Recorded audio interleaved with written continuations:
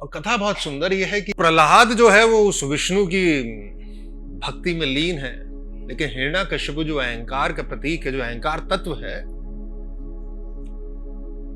वो कह रहा है नहीं, मैं देखा जा सकता हूं, मैं समझा जा सकता हूं, मैं चाहूं और मेरे ही गीत हैं, हर जगह मेरे ही पोस्टर लगे हैं। देखा जाए तो आज के जिधर देखूं उधर मेरी ही तस्वीर नजर आती है। हिरण्यकश्यप यही तो कह रहा है प्रहलाद को, मेरी सल्तनत है, मेरा राज्य है, मैं ही मैं हूं, और मेरा पुत्र जो है वो मेरे विरोधी की भक्ति कर रहा है, देशद्रोह, गद्दारी।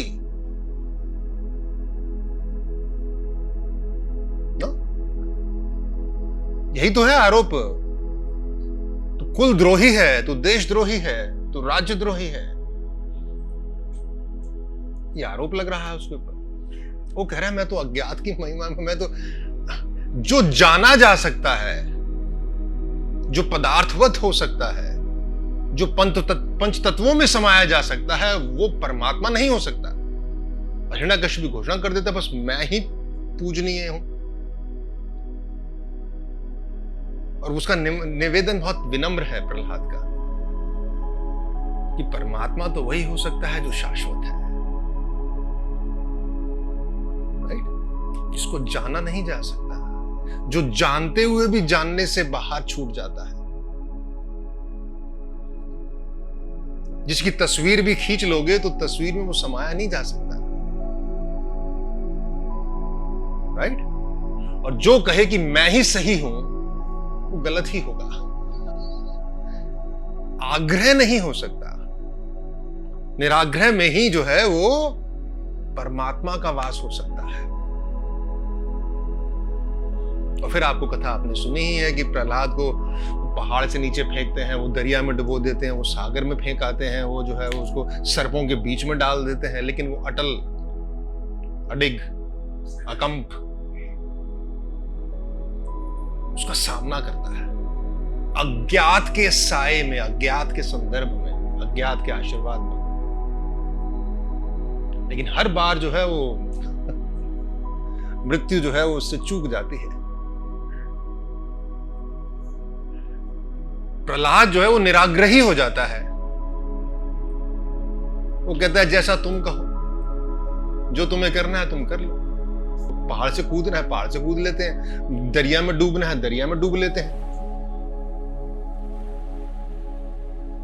जाको राखे साइयां मार सके ना कोई, यही तो आधार है प्रहलाद का। प्रहलाद कह रहे कि उसने दिया है, उसने भेजा है, उसी की चुना, जैसा वो कहे। ये सुनो, और कथा बहुत सुंदर यह है कि वो चूंकि वो अडिग है, अकंप है, अटल है, हर बार एक नया द्वार खुल जाता है। और जिस कथा के लिए हम आज यहां एकत्र हुए हैं वो तो पराकाष्ठा हो जाती है। जब बिल्कुल ही नहीं बचता तो होलिका कहती है कि अरे भैया आप क्या कर रहे हो,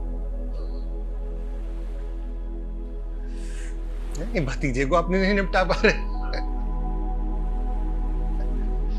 तो वो जो है वो कथा आपको पता ही है, वो चादर अपनी ओढ़ के जो है वो अग्नि में समा जाती है, और तभी जो है एक आंधी आती है। आंधी यानी मंथन, आंधी यानी वो अज्ञात बीच में आ जाता है।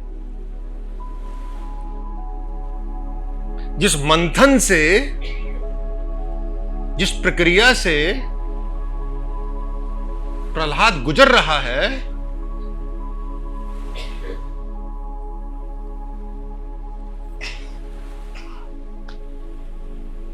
जो भक्षक बन के आया था उसी का भक्षण हो जाता है, राइट? यानी मंथन जब पूरा होता है और दूध और जल जो है वो अलग अलग होता है, दूध और पानी को जब आप अलग अलग करते हो, तो जो चादर होलिका ने ओढ़ी थी वो चादर उड़कर जो है वो प्रहलाद के ऊपर, और होलिका जो है भस्म हो जाती है। कथा का सार क्या है, इसमें मूल्य की बात क्या है, सबसे सुंदर मूल्य की बात क्या है कि जो समर्पण है, जो सरेंडर है, ये जो डीप ट्रस्ट है toward the whole universal consciousness,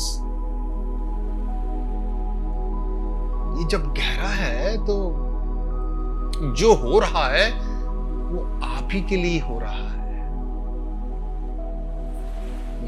ये आपको मांझ रहा है। एक परीक्षा है, एक मंथन है। और अगर मैं उस मंथन से गुजरने के लिए स्वीकृत हूं, मेरी उसमें एक सहमति है, मेरी उसमें एक रजामंदी है, तो वही प्रक्रिया जो है, वही जो मुझे नीचे डुबा सकता था, वही मुझे ऊपर उबार देता है। भक्षक जो है वो रक्षक हो जाता है। प्रहलाद जो है उसने अपने समर्पण से, अपनी अटल अडिग अकंप चेतना से भक्षक को रक्षक बना लेता है। ये भेद है प्रहलाद में और हम में। हम वो लोग हैं जो जिस डाल पे बैठे हैं उसी को काट रहे हैं। नहीं, हम वो लोग हैं जो स्वतः ही स्वयं ही जहर के प्याले पी रहे हैं। लेकिन प्रहलाद वो है जो जहर को भी, विष को भी अमृत बना लेता है।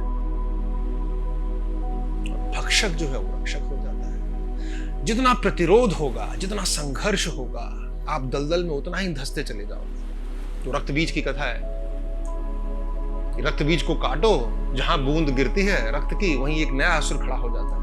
नहीं, प्रहलाद जो है वो काली की भांति जो है वो पूरा समग्र रूप से रक्त को अपने ही भीतर समा लेता है।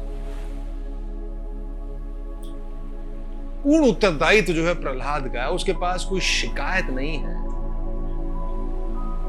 हिरण्यकशिपु के लिए कि आप अपना धर्म निभाइए, मैं अपना धर्म निभाऊंगा। पिता की आज्ञा का भी पालन होगा, लेकिन विष्णु की भक्ति भी होगी।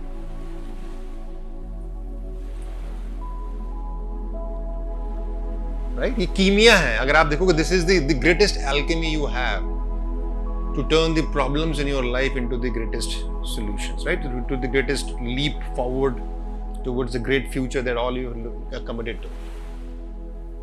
No? कि बाधा ही अवसर हो सकती है। ये जो कला है भक्षक को रक्षक में रूपांतरित करने की, ये जो कला है बाधा को अवसर में रूपांतरित करने की, ये कला प्रहलाद की कला है। यह है होलिका दहन।